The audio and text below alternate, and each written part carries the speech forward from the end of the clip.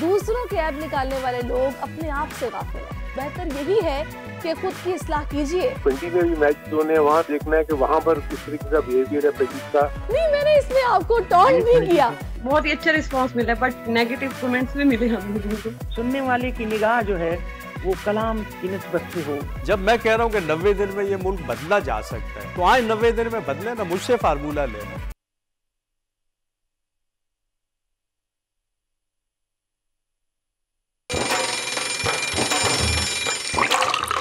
आजकल जिंदगी ही सुबह आउट ऑफ कंट्रोल है, दुनिया बोल है। अस्सलाम वालेकुम नाज़रीन, प्रोग्राम में आपको खुशामदीद कहेंगे। सुबह खैर, good morning and welcome to दुनिया बोल है। मैं हूं आपकी मेज़बान सहरिश ज़ुहेब और आज बुध का दिन है और बुध का दिन डेवलपमेंट से भरपूर है क्योंकि कल बहुत सारी मीटिंग्स हुई हैं, मुलाकातें हुई हैं, जिसके बाद कुछ अच्छा निकल कर अब सामने आ रहा है। चीज़ें और जो हैं वो क्लियर होती जा रही हैं, तो सब कुछ डिस्कस किया जाएगा। बड़े ज़बरदस्त मेहमान हमें शो में ज्वाइन भी करने वाले हैं, लेकिन हम आगाज़ करेंगे अच्छी बात से। और अच्छी बात जो कि आज मेरे पास है, मौलाना रूमी का कौल है कि अगर हर शख्स पहले से ही अपने ऐब देख लेता तो अपनी इस्लाह से कब फारिग होता। दूसरों के ऐब निकालने वाले लोग अपने आप से गाफिल हैं, इसीलिए दूसरों के ऐब बयान करते हैं। बेहतर यही है कि ख़ुद की इस्लाह कीजिए, ना कि लोगों के ऐब निकाल कर अपने वक्त को ज़ाया करें। कितनी अच्छी बात है। हम लोग पता नहीं क्यों आजकल तो अगर सोशल मीडिया का दौर है, स्टॉकिंग ज़्यादा चलती है कि कौन क्या कर रहा है, किसकी ज़िंदगी में क्या हो रहा है, कौन कितना परेशान है, मैं कितना खुश हूँ, अगर उसके पास ये चीज़ें मेरे पास क्यों नहीं है, मुझे ये कैसे मिल सकती है। हमारी परेशानियाँ कुछ इस किस्म की होती जा रही हैं। तो कहते हैं ना कि किसी की तरफ उंगली करो तो चार अपनी तरफ होती हैं। तो आप अपनी इस्लाह कीजिए, अपना सोचिए और अपनी बेहतरी के लिए अल्लाह से मांगिए, बजाय इसके कि इस चीज़ से परेशान रहें कि उसके पास ये चीज़ें मेरे पास नहीं है, उसकी ज़िंदगी में क्या हो रहा है। ये आज की अच्छी बात है। इसी पॉजिटिव थॉट के साथ कि हमें अपना सोचना है, अपनी बेहतरी के लिए काम करना और अपने अल्लाह से रुजू करना। अगर हम किसी भी मुश्किल में हैं, आगे बढ़ेंगे। और अब शामिल करेंगे बड़ी खबर।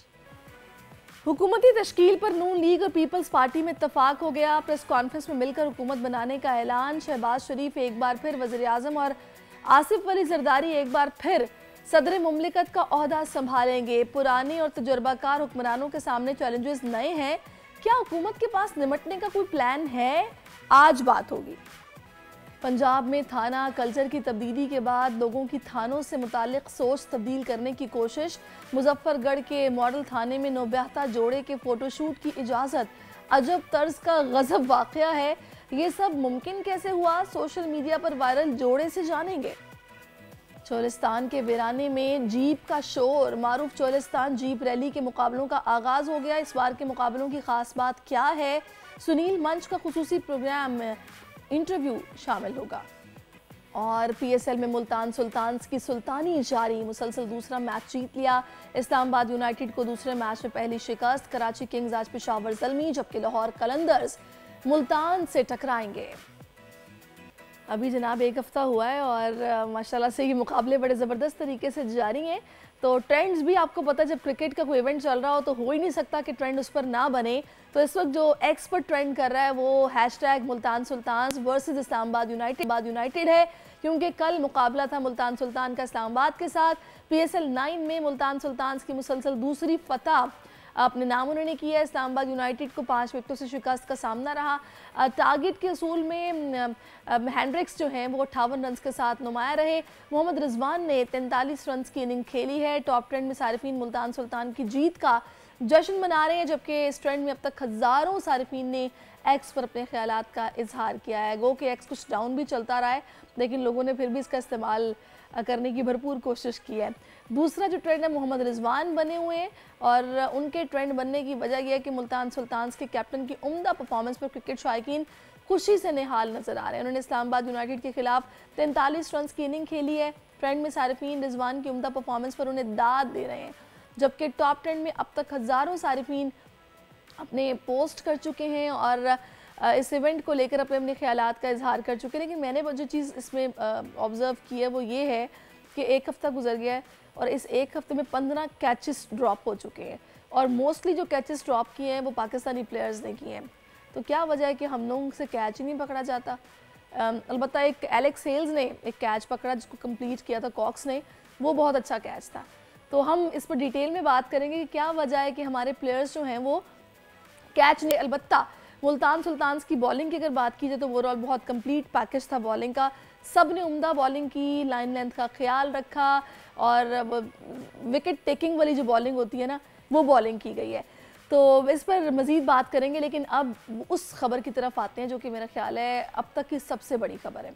हुकूमत साजी के लिए पीपल्स पार्टी और मुस्लिम लीग नून के दरमियान मामलात तय पा गए हैं। आसिफ अली जरदारी सदर और शहबाज शरीफ वज़ीर आज़म होंगे। बिलावल भुट्टो ने मुश्तरका न्यूज़ कॉन्फ्रेंस में कहा है कि दोनों जमातों ने हुकूमत साजी के लिए अपने नंबर्स पूरे कर लिए हैं। सुन्नी इत्तेहाद काउंसिल के पास नंबर्स नहीं है। शहबाज शरीफ एक बार फिर मुल्क के वज़ीर आज़म बनेंगे। वज़ीर आज़म के बाद सदर का इलेक्शन होगा, उसमें आसिफ अली जरदारी हमारे मुश्तरका उम्मीदवार होंगे। मुस्लिम लीग नून पीपल्स पार्टी के उम्मीदवार की हिमायत करेगी, मिलकर मसाइल का मुकाबला करेंगे, कोशिश होगी कि आवाम की उम्मीदों के मुताबिक परफॉर्म करें। वजारतें नहीं ली जा रही, मिनिस्ट्रीज़ जो हैं वो मना की गई हैं और ये जो डिसाइड हुआ है वो सबके सामने। तो ये अब इत्तेहाद जो कि बनने जा रहा है, इसको बनते बनते 10 से 12 दिन लग गए हैं और इस पर बड़ी फिर गुफ्तगू हुई है कि क्या वजह है, कोई दबाव है जिसकी वजह से ये पार्टीज़ आपस में इत्तेहाद नहीं कर पा रही हैं, ज़बरदस्ती करवाया जा रहा है। क्योंकि जरदारी साहब बड़ा खुल कर कह रहे थे कि हम अपनी शराइत पर इत्तेहाद करेंगे, हम ऐसे इत्तेहाद नहीं करेंगे। फिर वही पॉइंट जिस पर वो लोग शुरू से कन्विंस हैं कि हमने वजारतें नहीं लेनी, मिनिस्ट्रीज़ नहीं लेनी है। हाँ, हम लोग जो वज़ारत उज़्मा के उम्मीदवार होंगे उसके लिए आपकी सपोर्ट करेंगे वज़ीर आज़म के लिए, और सदर जरदारी होंगे, ये पहले से डिसाइडेड था और इसी पर बात चल रही थी, वो भी इसमें आपस में इत्तफाक हुआ है। लेकिन ये जो भी मिनिस्ट्रीज़ ना लेने का दावा किया गया कि पार्लियामान का हिस्सा तो होंगे लेकिन हुकूमत का हिस्सा उस तरीके से नहीं हम लोग बनेंगे कि हम लोग मिनिस्ट्रीज़ भी आप लोगों के साथ लें, तो इस पर बड़ी बात होती आई है और अब भी इस पर लाजमी तौर पर बात होगी। अब ये जो इत्तेहाद बना है ये कितनी देर चलेगा, कितना मजबूत इत्तेहाद होगा, क्योंकि मसाइल बहुत सीरियस हैं जो कि सामने हैं। उनके हल के लिए इनके पास क्या लाहेअमल है, क्या रोड मैप है, क्या मास्टर प्लान है, इस पर भी डिस्कशन हो रहा है। क्योंकि इकोनॉमिक जो मामलात हैं वो बड़े सख्त किस्म के हैं। कहा जा रहा है कि IMF के प्रोग्राम में जाना है, बहुत बोल्ड किस्म के फैसले लेने पड़ेंगे, कोई ये बोझ नहीं उठाना जा रहा। तो लिहाजा इसी वजह से कुछ ये जमातें गुरेज़ा भी नज़र आईं और आपस में इत्तेहाद जो कि बहुत जल्द पहले बन जाना चाहिए था उसको इतना वक्त लगा कि 12 रोज़ गुजर गए, फिर उसमें कंट्रोवर्सीज इतनी क्रिएट हुई हैं। आपने देखा है जो कमिश्नर रावलपिंडी, फिर मुल्तान से भी कमिश्नर जिनकी कल स्टेटमेंट सामने आ गई है और उस पर धांधली की बातें हो रही हैं। तो आगे चीज़ें जो है ना वो बड़ी उसके हवाले से कयास सराइयाँ की जा रही हैं कि हुकूमत अगर बन भी गई तो चल नहीं पाएगी, इस तरह की बातें की जा रही हैं। खैर फ़िलहाल अच्छी बात यह है कि ये इत्तेहाद जो है ये बन चुका है और अब इनको मिलकर हुकूमत मसाइल का हल निकालना है। जरदारी साहब बड़े मंजे हुए सियासतदान हैं और नवाज शरीफ साहब भी बड़े मंजे हुए सियासतदान हैं और छोटे मियाँ साहब जो हैं वो भी आपको पता है कि अवाम की खिदमत में पेश होते हैं। तो जब इतने पुराने सियासतदान हैं तो अपने अपने जो उनके तजर्बे हैं उनसे फ़ायदा उठाते हुए हम उम्मीद अच्छी रखते हैं कि अवाम के इन मसाइल का हल निकालेंगे और इस मुल्क को सही डगर पर लेकर आएंगे। तो इस हवाले से बात होती रहेगी। अभी हम थोड़ा सा बात करते हैं पाकिस्तान सुपर लीग के हवाले से। इसके 5वें मैच में मुल्तान सुल्तान्स ने इस्लामाबाद को 5 विकेटों से शिकस्त देकर दूसरी कामयाबी हासिल की है। मुल्तान सुल्तान्स ने इस्लामाबाद की जानिब से दिया गया 145 रन का हदफ 5 विकेटों के नुकसान पर आखिरी ओवर में हासिल कर लिया है। मुल्तान में होने वाले PSL 9 के मैचों में मुल्तान सुल्तान्स के कप्तान मोहम्मद रिजवान ने टॉस जीतकर पहले फील्डिंग का फैसला किया था और इस्लामाबाद यूनाइटेड मुकर्ररा 20 ओवर्स में 144 रन बनाकर आउट हो गई थी। इस पर बात करने के लिए इस वक्त हमारे साथ मौजूद हैं साबिक क्रिकेटर हैं हारून रशीद साहब। उनसे इस मैच पर बात करते हैं। हारून साहब, बहुत शुक्रिया आपके वक्त के लिए। इस्लामाबाद यूनाइटेड की बैटिंग लाइन मुकम्मल फ्लॉप दिखाई दी है। आगा सलमान के 52 और जॉर्डन के 41 रन के अलावा कोई भी बैटर नहीं चल सका। Azam Khan 13, Shadab 11, Alex Hales 2 run बना सके हैं, इमाद वसीम ने 0, फ़हीम अशरफ 1 और नसीम शाह 2। ये क्या कहेंगे, आपके सभी आउट हुए इतने कम रन पे? हमने जब पहला भी मैच देखा था तो उसमें ही बॉलिंग के लिए मुल्तान की पिच में थोड़ी सी मदद थी, चाहे वो स्पिनर्स हों चाहे फास्ट बॉलर्स हों। तो इस चीज़ की तो पहले से एक्सपेक्टेशन थी कि ये लो स्कोरिंग मैच होगा। मैंने 170 रन प्लस का ये पास स्कोर रखा हुआ था कि जो भी 170 प्लस कर जाएगा तो उसके लिए मैच जीतने के इम्कान रोशन होंगे। सुल्तान ने फिर भी एक रिस्क लिया और उन्होंने पहले बैटिंग करने के बजाय बैटिंग दे दी इस्लामाबाद यूनाइटेड को। वो अच्छी बैटिंग नहीं करते थे, फील्डिंग बहुत ख़राब थी मुल्तान सुल्तान की, लेकिन फिर भी रिस्ट्रिक्ट करने में कामयाब हुए 144 प्लस से। और उसके बावजूद आप देखेंगे लास्ट ओवर तक ये मैच गया, तो इस बात का अंदाजा लगा लेंगे कर थोड़े से रन और कर लेते 160-170 के करीब, तो ये बड़ा मुश्किल हो जाता मुल्तान सुल्तान के लिए। लेकिन क्योंकि पिच ऐसी थी, बॉलर्स को हेल्प कर रही थी, स्पिनर्स ने भी अच्छी बॉलिंग की और फास्ट बॉलर्स ने भी दोनों तरफ से अच्छी बॉलिंग की है। लेकिन इन दी एंड मुल्तान सुल्तान को कामयाबी हासिल हुई, बड़ी इंपॉर्टेंट विन है ये मुल्तान के लिए, बिकॉज जब वो अच्छा दूसरी तरफ अगर हारून साहब बात की जाए ना मुल्तान सुल्तान्स की, तो उनकी बॉलिंग में मोहम्मद अली और अब्बास आफरीदी ने 3-3 विकेटें हासिल की हैं, उसामा अमीर ने 2 और डेविड विली ने 1 खिलाड़ी को आउट किया है। बॉलिंग को कैसे देखा आपने, क्या लगता है अगले मैचेस में ये बॉलर सामने वाली टीम्स के लिए कितना तबाहकुन साबित हो सकते हैं? देखिए, एक तो सबसे बड़ी चीज आप ध्यान में ये रखें कि अभी ये अपने होम मैचेस खेल रहे हैं जो कि मुल्तान में हो रहे हैं, लेकिन जब ये मुल्तान से बाहर निकलेंगे तो पिचेस का फर्क आ जाएगा। पिचेस अच्छी होंगी, लाहौर की पिचेस बहुत अच्छी हैं बैटिंग के लिए, बॉलिंग को इतनी साजगार नहीं है। इसी तरह पिंडी में भी मैचेस होने हैं, वहाँ देखना है कि वहाँ पर किस तरीके का बिहेवियर है पिचेस का, और कराची की लेग्स में देखते हैं कि वहाँ पे किसका बिहेवियर कैसा है। सो जहाँ तक मुल्तान की अपनी बॉलिंग का, इन दोनों फास्ट बॉलर्स का आपने जिक्र किया, दोनों बॉलर्स ने अच्छी लाइन और लेंथ पे बॉलिंग करने की कोशिश की, जिसमें वो कामयाब हुए। हालांकि आज मैं देख रहा था कि अब्बास आफरीदी जो है थोड़ा सा ऑफलाइन भी हुए हैं, लेकिन क्योंकि जब भी उन्होंने अच्छी बॉल की उसमें उनको विकेट मिली। इसी तरह मोहम्मद अली ने तो आज बहुत अच्छी लाइन और लेंथ पे बॉलिंग की। मेरा महसूस करता हूँ नसीम शाह का कम बैक जो हो रहा है, उसमें भी उन्होंने अच्छी बॉलिंग करते हुए बड़ी अच्छी बॉलिंग की, लेकिन वो विकेट नहीं ले सकते। मेरा जो मुल्तान सुल्तान से जो बॉलर्स थे वो विकेट लेने में कामयाब हो रहे थे, जिसकी वजह से रिस्ट्रिक्ट किया उन्होंने 140 प्लस के ऊपर इस्लामाबाद यूनाइटेड को। मेरा सिर्फ वो 5 ही विकेट ले सके इस्लामाबाद यूनाइटेड के बॉलर्स, तो अगर वो विकेट लेने में कामयाब होते तो मुल्तान सुल्तान्स की टीम में एक तब्दीली की गई, शाहनवाज धानी की जगह पर वो ऑल स्टोन को शामिल किया गया है। इस तब्दीली को आपने कैसे देखा? देखिए, मैं फील कर रहा हूँ कि मुझे तो इम्प्रेस किया उसने, स्टोन ने, क्योंकि उसकी जो गेंद में लिप भी है और काफी वो तेज बॉलिंग भी करते हैं। आज वो अनलकी रहे क्योंकि काफी गेंदें जो है वो बीट भी हुई, बैट शरीर से भी गई, उनके एजेस भी लगी जो कि फिटनेस के पास नहीं गए, लेकिन इम्प्रेसिव बॉलिंग की उन्होंने। सो ऑब्वियसली वो 4 ओवरसीज प्लेयर्स का जब कॉन्सेप्ट होता है तो उसमें किसी एक लोकल प्लेयर को ड्रॉप करना पड़ता है। अब मैं एक और फील कर रहा था कि मैं देख रहा हूँ कि टीमें एक मैच के बाद चेंजेस करने की कोशिश कर रही हैं। यूजुअली टीम को सेटल डाउन होने में थोड़ा सा टाइम लगता है, तो आपको अपने जो प्लेइंग 11 है 1 से 2 मैचेस या 3 मैचेस में तो खिलाने चाहिए ताकि आपका कॉम्बिनेशन बने। तो एक और सबसे बड़ी गलती मैं ये फील करता हूँ जो कि इस्लामाबाद यूनाइटेड ने की, वो आप देखें कि अननेसेसरी उन्होंने बैटिंग ऑर्डर को चेंज किया। जब आप पिछले मैच में एक सेट बैटिंग ऑर्डर के साथ आपने 200 के करीब या 180 प्लस के करीब अगर आप रन चेज कर रहे हैं, आप आसानी के साथ कर रहे हैं और आप जो मेन रन कर रहे हैं, देखें सलमान ने आज भी रन, लेकिन आज शादाब ने अपने आप को नीचे कर दिया। जब आप इन फॉर्म बैट्समैन हैं, नीचे आने वाले जो बैट्समैन उनकी बैटिंग ही नहीं आई हुई, जब आपको फील है कि आपकी बैट पे जो है बॉल आ रही है, तो फिर क्या जरूरत है कि आप किसी नए लड़के को भेज दें? आप इन फॉर्म है, आप जाएं, आप कैप्टन हैं। तो ये मैं देखता हूँ कि थोड़ी सी इनमेच्योर पहले की मुझे नजर आती है शादाब की, उसमें जो अननेसेसरी कर देते हैं बैटिंग ऑर्डर में भी और बॉलिंग में भी। आज कोई मैं देख रहा था कि इतनी इंप्रेसिव उन्होंने चेंजेस नहीं की। आई थिंक इसी की वजह से मैं फील करता हूँ कि उनको ये बिल्कुल हारून साहब, मेरी नज़र में तो शादाब का जो ओवर था ना, वही मुल्तान सुल्तान्स के आई थिंक सो जीतने की वजह बना है और उनको मौका मिला है। मुल्तान सुल्तान्स की बैटिंग की बात अगर की जाए तो 145 रन का हदफ आखिरी ओवर में हासिल किया। जो रेजा इंडेक्स हैं वो 58 और मोहम्मद रिजवान ने 43 रन की इनिंग खेली है, बाकी वो बैटर नहीं चल सका। यानी कुछ क्रेडिट तो इस्लामाबाद के बॉलर्स को भी देना चाहिए ना? नहीं, डेफिनेटली देंगे। देखिए 140 प्लस के ऊपर अगर आप मैच को इतना करीब ले जाते हैं तो डेफिनेटली आपने अच्छी बॉलिंग की है और आपने अच्छी पिचिंग की है तो वहां तक पहुंचे हैं ना। वरना ये रन अगर अच्छी विकेट होती तो हो सकता है ये 15 या 16 ओवर हो जाते। तो मेरे नजदीक इस्लामाबाद यूनाइटेड ने बुरा परफॉर्मेंस नहीं किया, लेकिन मैं स्टिल ये फील करता हूँ कि ये पिच जो है वो T20 के पॉइंट ऑफ व्यू से बैटिंग के लिए कंड्यूसिव नहीं थी, बॉलर्स को हेल्प में दी थी। और देखिए दूसरी तरफ अगर आप देखते हैं तो बड़ा एक्सपीरियंस था इस्लामाबाद यूनाइटेड की बॉलिंग में। नसीम शाह ठीक है इंजरी के बाद वापस आ रहे हैं, लेकिन उसका एक नाम है और ऑब्वियसली जब उसको कोई भी खेलता है तो उसको रिस्पेक्ट देता है। इसी तरह शादाब खान खुद थे और इमाद वसीम थे। तो मेरे अपने नजदीक उनकी बॉलिंग में काफी एक्सपीरियंस था, लेकिन जो शादाब को जिस तरह विकेट लेनी चाहिए थी या इमाद को विकेट लेने में कामयाब नहीं हुए, क्योंकि विकेट का गिरना बहुत जरूरी है। सही, लेकिन हारून साहब अब इसमें मेरा ख्याल है कि बिल्कुल आपने ठीक का क्रेडिट, तो हम शुक्रिया आपका, आप हमारे साथ मौजूद रहे हैं। लेकिन इसमें नाज़रीन इस्लामाबाद की टीम जो है वो तकरीबन 10 to 15 रन शॉर्ट थी। अगर तकरीबन 160-165 के करीब स्कोर कर जाती तो मेरा ख्याल है कि कुछ गेम के रिजल्ट्स बिल्कुल बदल भी सकते थे।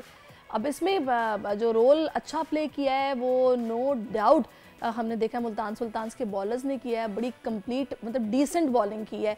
और अगर ये ऐसे ही करते रहे तो ये आगे बड़े तबाहकुन साबित होने वाले हैं। मुझे पता नहीं क्यों अभी से थोड़ी गट फीलिंग आ रही है कि इस दफ़ा ट्रॉफी पता नहीं मुल्तान जाएगी। उनकी टीम बड़ी ज़बरदस्त है, उनके कैप्टन बड़े ज़बरदस्त हैं, तो फ़िलहाल तो उन्हीं की हुक्मरानी चल रही है PSL पे। पिछला मैच भी उन्होंने जीता और ये वाला मैच भी उन्होंने जीता है, तो बड़ा अच्छा खेल वो लोग पेश कर रहे हैं। Let's see what will happen. लेकिन अभी एक हफ्ता हुआ है और मैंने आपको पहले बताया कि 15 कैचेस ड्रॉप हो चुके हैं। पता नहीं कैच इतने क्यों ड्रॉप हो रहे हैं और कर भी पाकिस्तानी रहे हैं, क्यों ऑफ कलर हैं, इस हवाले से ये भी डिस्कस आगे चलकर होता रहेगा। लेकिन ज़ाहिर इट्स टू अर्ली टू से, अभी एक हफ्ता हुआ है, अभी तो पूरा इवेंट बाकी है, मैचेस चलते रहेंगे, पता चलता रहेगा। तो ये सिचुएशन है। इस्लामाबाद यूनाइटेड को दूसरे मैच में ये जो है वो शिकस्त हुई है और इस्लामाबाद की टीम बड़ा हल्का खेली है। अगर हम ओवरऑल सिचुएशन देखें ना तो पता नहीं क्यों कुछ डिसीजंस भी ऐसे लिए गए हैं कि जो क्वेश्चनेबल थे। वो अब जितने क्रिकेट एक्सपर्ट हमें आहिस्ता आहिस्ता मिलते रहेंगे उनसे हम बात करते रहेंगे कि भाई ये क्यों हुआ। आपको पता है जो क्रिकेट से मोहब्बत करने वाले हैं वो बड़ा डीपली देख रहे होते हैं कि भाई इसको क्यों लिया, इसको लेना चाहिए था, ये क्यों आ गया, इसको आना चाहिए था। खैर ये अच्छी बात है कि हमारे इस ब्रांड में हम लोगों ने जो पिक ऑफ द बंच हैं, बड़े यंगस्टर्स को भी इसमें हम लोगों ने लिया है जो इंटरनेशनली नहीं खेला, उनका उतना एक्सपोजर नहीं है, लेकिन यहाँ परफॉर्म करके वो इंटरनेशनल प्लेयर्स के साथ खेल रहे हैं, तो लिहाजा पता चल रहा है उनका भी कि भाई ये भी अच्छा परफॉर्म कर सकते हैं, तो इनको आगे चलकर टीम पे नेशनल लेवल पर खिलाया जा सकता है। तो ये हमें ना बैकअप हमारा तैयार हो रहा है, फिर हमारी T20 वर्ल्ड कप की तैयारी भी हो रही है, तो ये बड़ी अच्छी बात है। इस लिहाज से ये इवेंट बड़ा ज़बरदस्त है कि इसमें हम लोगों की प्रैक्टिस भी चल रही है, आगे आने वाले इवेंट्स की तैयारी भी हो रही है और नया टैलेंट भी निकल कर सामने आ रहा है। बड़ी कामयाबी के साथ ये नवा एडिशन है जो हमारा चल रहा है, हमारा ब्रांड है। अभी हम वैसे देखा करते थे IPL हो रहा है, BPL हो रहा है, अब अल्लाह का शुक्र है कि हमारे यहाँ PSL होता है और ज़बरदस्त इसकी हम देखते हैं जो ओपनिंग सेरेमनी है वो भी बड़ी ज़बरदस्त होती है, क्लोजिंग सेरेमनी भी बड़ी ज़बरदस्त होती है। तो बड़ा अच्छा ये इनिशिएटिव जो कि इन तमाम टीमों की जानिब से लिया जाता है और बड़ी कहते हैं ना कि खुशदिली के साथ इंटरनेशनल प्लेयर्स को खुशामदीद कहा जाता है, अपनी टीम्स में लिया जाता है, तो बड़ा भरपूर ये इवेंट है। तो इस हवाले से हम बात करते रहेंगे और मैं ये सोच रही हूँ कि अब आगे हमें क्या करना है। तो मैं सोच रही हूँ कि एक ब्रेक की तरफ जाना चाहिए, ब्रेक के बाद हम वापस आएंगे, बड़ी ज़बरदस्त मेहमान हमें ज्वाइन करने वाली है, मैं सरप्राइज़ रखूँगी कि वो कौन है और ये मुझे पता है कि वो आपकी भी ऑल टाइम फेवरेट होंगी और मेरी तो वो हैं ही ऑल टाइम फेवरेट। तो सरप्राइज़ रखते हैं, ब्रेक के बाद आती हूँ मैं, तो फिर उनसे मुलाकात होती है। Stay with us. आजकल जिंदगी ही सुबह आउट ऑफ कंट्रोल है, दुनिया बोल है, तेरी दुनिया बोल है। जी वेलकम बैक नाज़रीन। एक बड़ी मुनफरिद सी खबर है जो मैंने आपके साथ शेयर करनी है। मुझे बड़ी हैरानी हुई ये खबर सुनने के बाद। मुजफ्फरगढ़ में थानों की खूबसूरती की धूम, एक और नौबहता जोड़ा जिसने फ़ोटो शूट कराया वो भी थाने पहुंचकर। पहले सुना था मस्जिदों में होता था और फोर्ट्स में होता था, पार्क्स में होता था फ़ोटोशूट, अब थानों में भी होने लगा है। तो वलीमे के बाद दुल्हा दुल्हन फोटोग्राफर्स को लेकर थाना सदर मुजफ्फरगढ़ पहुंचे हैं। ये आपने फोटोग्राफर्स को देखा वो किस तरह से अपना काम बड़े प्रोफेशनल अंदाज में कर रहे थे, लेकिन जिस जगह कर रहे थे ना वो जगह थोड़ी ना क्वेश्चनेबल है कि भाई यहाँ कैसे, एक पब्लिक ऑफिस है और आप वहाँ पे फ़ोटोशूट कर रहे हैं। इसी पर बात करने के इस वक्त DPO मुजफ्फरगढ़ हसनैन हैदर साहब ने हमें ज्वाइन किया। अस्सलाम वालेकुम हसनैन साहब, बहुत शुक्रिया आपके वक्त का। वालेकुम सलाम, thank you very much. Hasnain साहब ये सब आपकी इजाज़त से हो रहा है, ज़रा मुझे बताइए। जी देखिए, बेसिकली ये IG पंजाब डॉक्टर उस्मान अनवर जो है उनका एक विजन था कि हमारे पुलिस स्टेशन जो है उनकी हालत ऐसी होती है कि वहाँ पे लोगों को बैठने की जगह नहीं मिलती, उन्हें पीने का पानी नहीं मिलता। सो पंजाब के तमाम थानों को स्पेशल इनिशिएटिव पुलिस स्टेशन में कन्वर्ट किया गया। तो उसी विजन के तहत हमने इसको मुजफ्फरगढ़ में इम्प्लीमेंट किया और हमने मुजफ्फरगढ़ के तमाम 24 थानों को स्पेशल इनिशिएटिव पुलिस स्टेशन में कन्वर्ट किया और इन थानों को ब्यूटीफाई किया। यहाँ पे हमने इंश्योर किया कि हमारे पास जो हमारे विजिटर्स आते हैं किसी भी काम से आए उनको हम कंफर्टेबली डील कर सकें, उनके बैठने की जगह हो, उन्हें प्रॉपर पीने का पानी मिले और वहाँ पे उनको पुलिस स्टेशन की जो ट्रेडिशनली एक अनप्लेजेंट लुक है उसको चेंज किया और उसको बड़ा प्लेजेंट एम्बियंस में कन्वर्ट किया। ये बात सिर्फ यहाँ तक नहीं रुकी थी। बेसिकली इसके पीछे मकसद ये था कि हम इसके साथ साथ अपने पर्सनल जो है उनको ट्रेन करें कि वो लोगों को पोलाइटली डील करें, क्योंकि ये बहुत बड़ी कंप्लेंट पुलिस के खिलाफ हमेशा से रही कि पुलिस का थानों में पुलिस का रवैया बहुत अच्छा नहीं होता। तो हमने उस रवैये को मेंट किया और उसके बाद फिर हमने इंश्योर किया कि हमारी जो पब्लिक सर्विस डिलीवरी है वो बहुत रोबस्ट हो। तो ये सिर्फ चेंज जो है, ये सिर्फ इंफ्रास्ट्रक्चर या बिल्डिंग का चेंज नहीं है, ये बेसिकली हम रवैयों की चेंज की तरफ गामजन हैं और हम अपनी सर्विस डिलीवरी को बहुत ज्यादा इंप्रूव कर चुके हैं। अभी कोई शख्स जब पुलिस स्टेशन जाता है वो कंफर्टेबली बैठता है, वहां से ऑटोमेटेड मशीन से वो एक टोकन लेता है और उसके बाद उसका जो भी काम होता है उसको on spot with in the maximum shortest possible time में उसको किया जाता है। इस तरह से बेसिकली पब्लिक फैसिलिटेशन थी। अब जब इन थानों को कन्वर्ट किया गया तो मुजफ्फरगढ़ शहर में, जैसे चूंकि ये साउथ का शहर है और बहुत ज्यादा डेवलप नहीं है, तो यहाँ पे कोई बहुत अच्छी जगह और ऐसी एंटरटेनमेंट की जगह नहीं है। तो यहाँ के लोगों को जब ये पुलिस स्टेशन ब्यूटीफाई हुए तो यहाँ के लोगों को इन पुलिस स्टेशन में अपील किया। सो जो ये दुल्हा दुल्हन है, इन्होंने एसएचओ से रिक्वेस्ट किया कि ये थाना बहुत खूबसूरत है तो हम यहाँ पे अपना फोटो शूट कर लें। तो फिर एसएचओ ने उनको इजाजत दे दी और इस तरह से उन्होंने फोटो शूट किया। जबरदस्त। अच्छा, ये बड़ी अच्छी बात है कि आप लोगों ने इस परसेप्शन को चेंज करने के लिए, और बाय द वे वैसे ऑफिस की लग भी बहुत अच्छा रहा है, काफी खुला भी लग रहा है और आप लोगों ने बड़े अच्छे से इसको सजाया भी हुआ है। तो मुझे हसनैन साहब ये बताएगा कि अब अवाम की परसेप्शन, जो मकसद था आप लोगों का, वो भी कुछ चेंज हुई है? लोग इत्मीनान से या फिर बगैर किसी हेजिटेशन के आ रहे हैं, या फिर अभी भी आपको थोड़ी और कैंपेन करनी पड़ेगी फिर ये होगा बेहतर? देखिए, मैं समझता हूँ कि ये हमने इनिशिएटिव लिया है, पब्लिक पुलिस स्टेशंस में एज पर द रूटीन आ रही है और जो लोग पुलिस स्टेशंस में आ रहे हैं उनको पता चलता जा रहा है कि ये चेंज जो है ये सिर्फ इंफ्रास्ट्रक्चर की चेंज नहीं है, ये रवैयों की चेंज है। सर्विस डिलीवरी जो इम्प्रूव हुई है, तो जो लोगों को ये पता चलता जाएगा, लोग आते जाएंगे, तो इस तरह से फिर लोगों की परसेप्शन आहिस्ता आहिस्ता चेंज होती चली जाएगी। इंशाल्लाह ताला हमारी पूरी कोशिश होगी कि हम जो है वो लोगों को प्रॉपरली सर्व कर सकें, बेहतर अंदाज में सर्व कर सकें। और जो लोगों का एक होता है कि पुलिस जो है ट्रेडिशनली राइट को रॉन्ग और रॉन्ग को राइट करती है, तो ये परसेप्शन खत्म हो। और मैं आपको सच्ची बात बताऊं कि बहुत हद तक पुलिस जो है विक्टिम ऑफ परसेप्शन भी रही है। डेफिनेटली पुलिस में बहुत सी खामियां रही हैं, हमारी बहुत सी वीकनेसेस हैं, लेकिन विक्टिम ऑफ परसेप्शन भी है। सो इंशाल्लाह ताला हम चाहते हैं कि no more that, we should not remain the victim of perception. लोगों की परसेप्शन ठीक होनी चाहिए। हम ये नहीं कहेंगे कि लोग हमारी वीकनेसेस को या हमारी जो कोताहियां हैं उनको क्रिटिसाइज ना करें। Positive criticism must be there, और हम इंशाल्लाह इसी वजह से हमने रिफॉर्म भी किया कि हम पे क्रिटिसिज्म आता रहा। तो मुझे उम्मीद है कि इंशाल्लाह पब्लिक जो है वो अपनी पुलिस का सही फेस देख पाएगी। बिल्कुल आपने वजह फरमाया और बड़ी अच्छी बात है कि आप लोग इस हवाले से आप लोगों ने सोचा और एटलीस्ट आपने एक एफर्ट तो की ना, जो समटाइम हम देखते हैं कि नहीं भी की जाती और परसेप्शन जो प्रिवेल कर रहा है बस चले जी वो है तो खुद ही बदल जाएगा, जब बदलना होगा। बड़ा अच्छा इनिशिएटिव आपकी तरफ से। अच्छा, इस वक्त हमें वो नौब्याता जोड़ा भी ज्वाइन कर चुका है जिनका फोटोशूट यहाँ पर इस ऑफिस में हुआ है। इस वक्त फ़खर मक्सी हमारे साथ हैं, उनकी एहलिया सोबिया हसन इस वक्त हमें ज्वाइन कर चुकी हैं। आप दोनों का बहुत शुक्रिया, आपका भी फ़खर और सोबिया आपका भी माशाल्लाह से बहुत बहुत मुबारकबाद आप दोनों को शादी पे। वैसे दोनों बहुत प्यारे लग रहे थे और जिस जगह को आपने चूज़ किया फोटोशूट के लिए वो तो थी ही प्यारी। तो ज़रा मुझे बताइएगा नहीं, मैंने इसमें आपको टॉन्ट नहीं किया, वाकई में वो जगह बड़ी खूबसूरत थी और जाहिर है ये पुलिस की एफर्ट थी, तो आपने भी उसमें अपना किरदार अदा किया है कि लोग एटलीस्ट इस जगह पे आएँ और खुले दिल से खुशी से, परेशानी वैसे तो लोग परेशान होकर ही आते हैं, तो आपने ये उनको बताया कि हम खुश होके आ रहे हैं तो हेजिटेट आप भी ना करें, आप भी आए। वैसे रिस्पांस क्या मिला लोगों से आपको? बताएं जी, थैंक यू सो मच। बहुत ही अच्छा रिस्पांस मिला, बट नेगेटिव कमेंट्स भी मिले हम लोगों को। अच्छा, वैसे तो वायरल होके कैसा लग रहा है फ़खर, आप बता दें। जी बहुत अच्छा लग गया। असल में हम रात के टाइम को मैरिज हॉल से जब फ्री हुए तो मेरी बेगम साहिबा की फरमाइश हुई कि हम फोटो सेशन करने के लिए मुल्तान या किसी और अच्छे से पार्क में चलते हैं।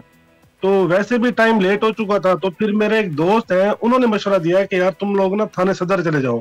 फिर इनके जो कैमरामैन थे, इन्होंने जो हायर किए हुए थे, उन्होंने भी मशवरा दिया कि आप लोग थाने सदर चलते हैं। बात बताइए, जब आपके दोस्त ने आपको मशवरा दिया तो आप पहले घबराए नहीं कि क्या मशवरा दे रहा है, थाने में कौन जाता है फोटो शूट कराने के लिए? नहीं, मैं घबराया नहीं। असल में थाने तो पहले आते जाते रहते ना, मैं खुद बेसिकली लॉयर हूँ तो मैं तो नहीं घबराया, लेकिन फैमिली मेरी घबरा गई थी बहुत ज्यादा।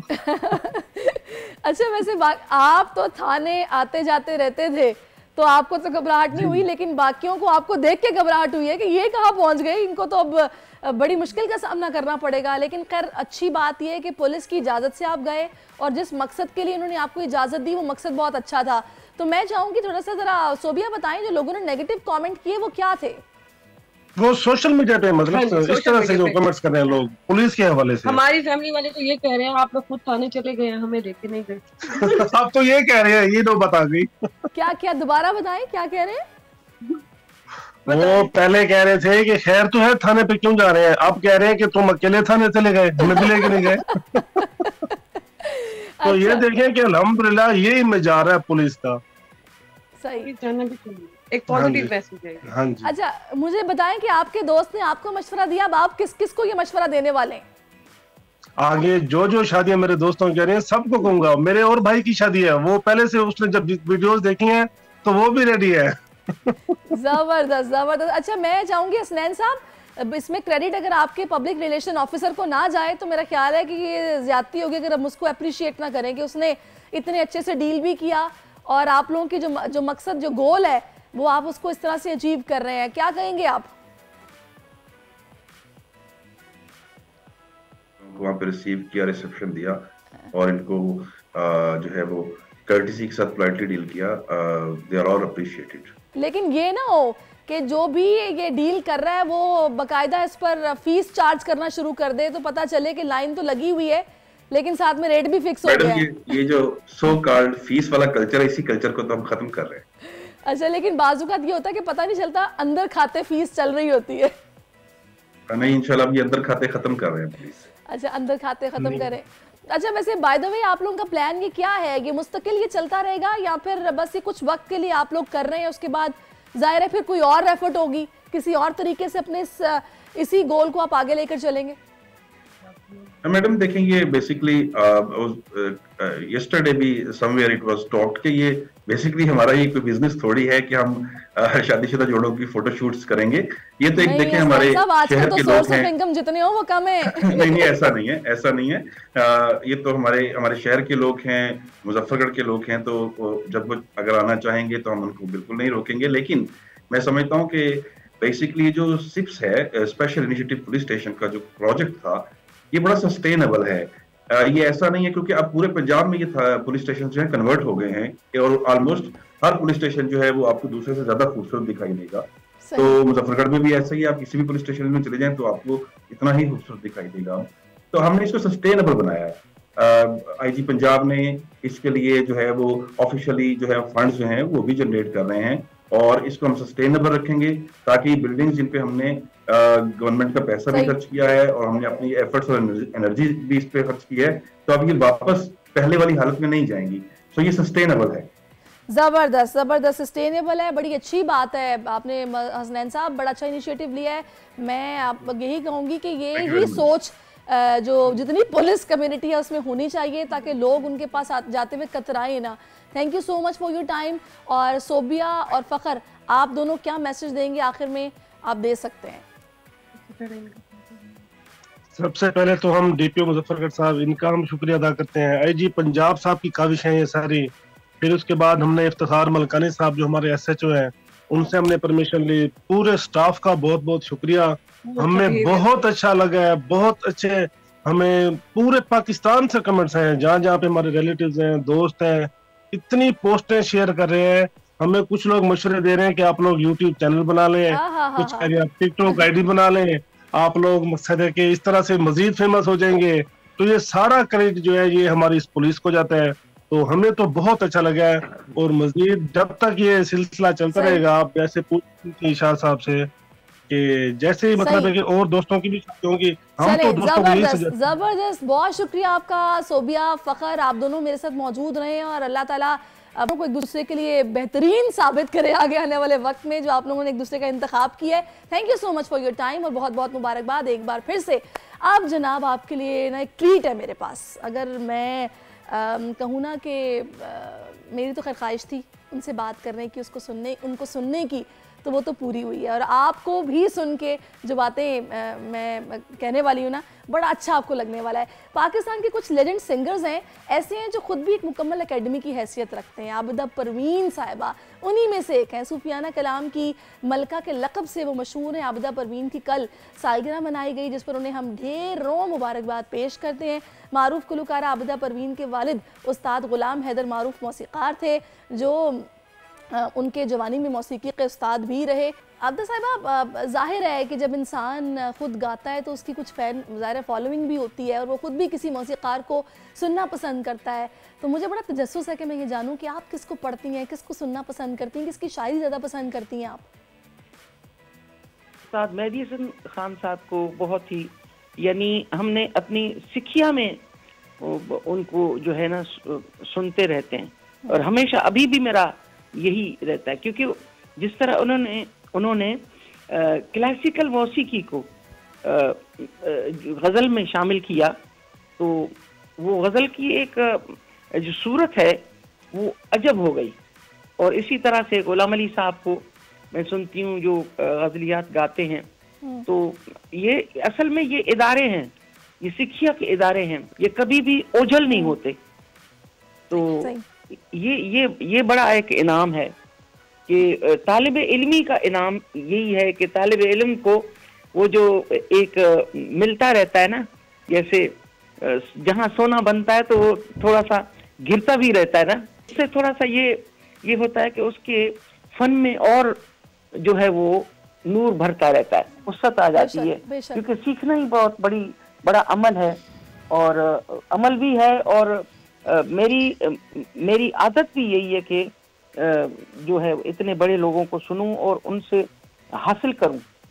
तो इस तरह से मैं जब सुनती हूँ इनको तो ये लगता है कि ये तो बहुत बड़ी यूनिवर्सिटीज और ये तो बड़े इदारे हैं जिन्होंने हमें रागों में, यानी गज़ल को, जिसमें भी समझ ली यमन में अगर वो पढ़ रहे हैं गज़ल तो वो यमनी है, मतलब कि उसमें कोई ऐसी कोई दूसरा सुर नहीं लग रहा, ना अंतरे में ना अस्ताई में। तो इसी तरह से उन्होंने जो ये काम किया बहुत बड़ा। बिल्कुल, बेशक। आबिदा साहिबा, आपको सूफ़ी की मलका कहा जाता है। कई सूफियाना कलाम आपने बड़े ज़बरदस्त अंदाज में पेश किए हैं, लोगों में भी बहुत मकबूल हैं। मुझे बताइएगा कि जब तन्हाई में आप होती हैं तो कौन सा सूफियाना कलाम आप सुनती हैं या पढ़ती हैं? सुनती हूँ वैसे जो है पठानो खान साहब को सुनती हूँ, और लोग जो हैं वो उनको भी सुनती हूँ, और अपने सिखिया के लिए कि इन्होंने किस तरह से इस कलाम को पढ़ा, तो इस तरह से मैं सीखती हूँ, मतलब कि सुनती हूँ जब, तो मैं अपनी यानी सेटिस्फेक्शन तो आर्टिस्ट को होनी नहीं चाहिए। मतलब ये है कि उसका एक सिलसिला जो है वो जारी हो जाता है कि मुझे इस तरह से करना चाहिए, मुझे ये करना चाहिए, मुझे ये करना चाहिए। तो इस तरह से। अच्छा आबिदा साहब, बचपन में आपने अपने वालिद से भी गायकी सीखी है और उनसे तरबियत ली है, थोड़ा सा हमारे नाज़रीन को बताएंगे कि आपको कब ये एहसास हुआ कि आपने मौसीकी की तरफ जाना है या फिर यही आपके लिए बेहतर रहेगी? एक अंदर से भी होता है ना इंसान को, किसी एज में अंदाज़ा हो जाता है कि भाई मैं इस तरफ जाऊँ तो ज़्यादा बेहतर है।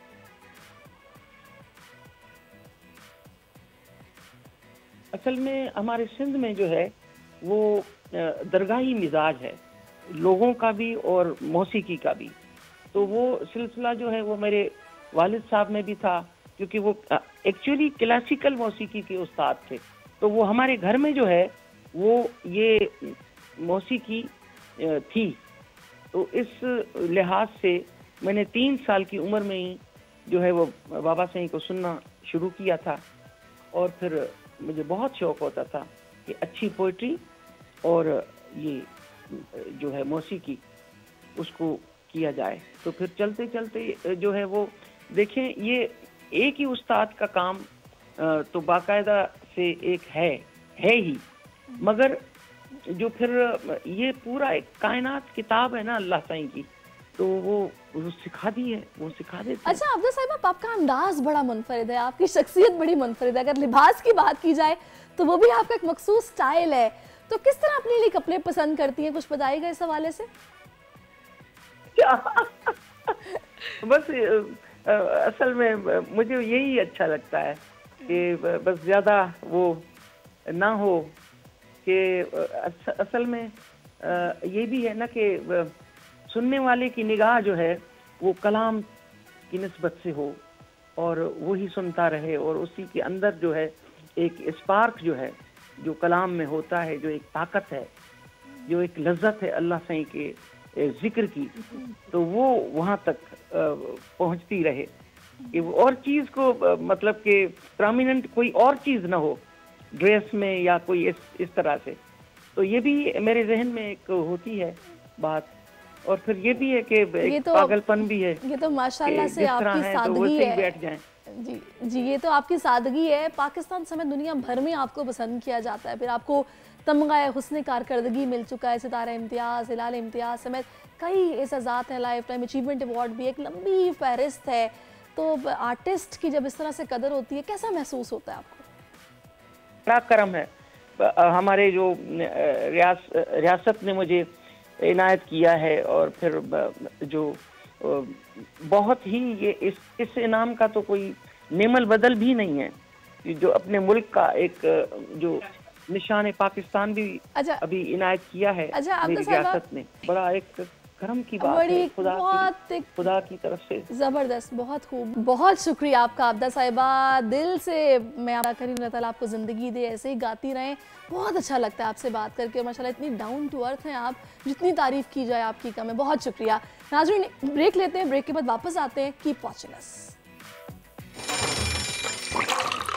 आजकल जिंदगी ही सुबह आउट ऑफ कंट्रोल है, दुनिया बोल है, दुनिया बोल है। जी वेलकम बैक नाजरीन, और अब हमें कुछ बात करनी है पाकिस्तान में जो मामलात हैं मुआशी भी और सियासी भी, उनको लेकर, क्योंकि गैर यकीनी सियासी सूरत हाल से हम देख रहे हैं कि आलमी मालियाती इदारे भी इस वक्त परेशान दिखाई दे रहे हैं। आलमी रेटिंग एजेंसी फिच ने खदशा जाहिर किया है कि मौजूदा हालात में पाकिस्तान के लिए IMF का प्रोग्राम ताख़ीर का शिकार हो जाएगा।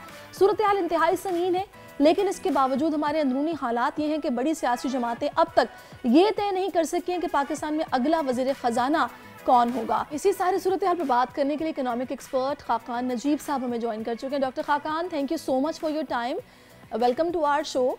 डॉक्टर खाकान, ये जो भी फिच ने रिपोर्ट दी है जिसमें ये कहा है कि हो सकता है, खदशात का इजहार किया है कि IMF का प्रोग्राम डिले हो जाए, लेट हो जाए, अब आपकी नज़र में खदशात दुरुस्त हैं ये वाले? देखिए, एक तो बात बिल्कुल आया है कि पाकिस्तान को IMF का जो करंट इंटरिम प्रोग्राम है 9 माह का, उसको कंप्लीट करना है। ये तो पहला टास्क है। और दूसरी बात यह है कि पाकिस्तान को अगर स्मूथली अपनी जो एक नेसेंट सी अर्ली सी साइंस हैं कि थोड़ी सी स्टेबिलिटी दिखाई दे रही है आपको, इसको सीमेंट करना है तो पाकिस्तान को एक नए प्रोग्राम जो है उसका इजरा करना पड़ेगा। 2-3 चीज़ें आई थिंक ड्राइव कर रही हैं इसको, जो इस वक्त कंसर्न्स हैं, और वो आई थिंक इक्वल हैं पाकिस्तानी पॉलिसी मेकर्स के और जो फिच और मूडी दोनों की रिपोर्ट्स को अगर आप देखें। वो ये है कि क्या पाकिस्तान ने अपना होम ग्रोन प्लान लिखने का कोई जो मुसव्वदा है वो तैयार कर लिया है? क्या पाकिस्तान ने कोई कॉम्पिटेंट टीम पुट टुगेदर कर दी है? ये इतना आसान नहीं है। देखिए, प्रोग्राम तो किसी तरह भी डिज़ाइन किया जा सकता है, प्राइसिंग चेंजेस करके लोगों को तकलीफ दे के भी डिज़ाइन किया जा सकता है, और प्राइसिंग चेंजेस के बगैर मुल्क की जो डिस्कोस, जेनकोस, बिजली का निज़ाम है, ये जो कंपनीज़ हैं, इनको प्राइवेटाइज करके इसको सारा तश्कील-ए-नौ करके भी ठीक किया जा सकता है।